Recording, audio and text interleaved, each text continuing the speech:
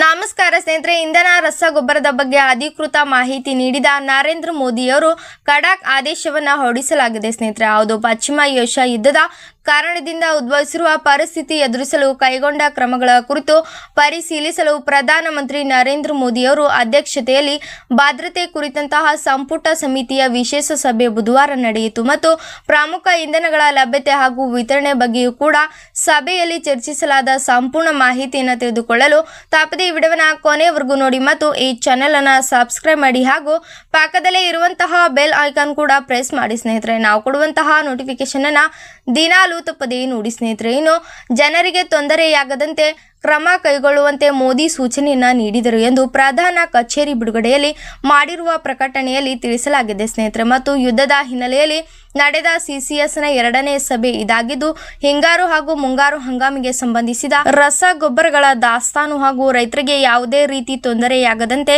ಇವು ಲಭ್ಯವಾಗುವ ಸಲುವಾಗಿ ಕೈಗೊಂಡ ಕ್ರಮಗಳ ಬಗ್ಗೆಯೂ ಕೂಡ ಕೃತಿ ಮಾಹಿತಿ ಪಡೆದರು ಮತ್ತು ರಸಗೊಬ್ಬರ ಹಾಗೂ ಇಂಧನ ಲಭ್ಯತೆ ಕುರಿತಂತೆ ಜನರಿಗೆ ಅಧಿಕೃತ ಮಾಹಿತಿ ಸಿಗುವುದನ್ನು ತಾಂತ್ರಿಕಪಡಿಸಬೇಕು ಮತ್ತು ಈ ಕುರಿತು ತಪ್ಪು ಮಾಹಿತಿ ಹಾಗೂ ವದಂತಿ ಪ್ರಸರಣ ಪಡೆಯಬೇಕು ಎಂದು ಅವರು ಅಧಿಕಾರಿಗಳಿಗೆ ಸೂಚಿಸಿದರು ಎಂದು ಪ್ರಕಟಣೆಯಲ್ಲಿ ತಿಳಿಸಲಾಗಿದೆ. ಸ್ನೇಹಿತರೆ,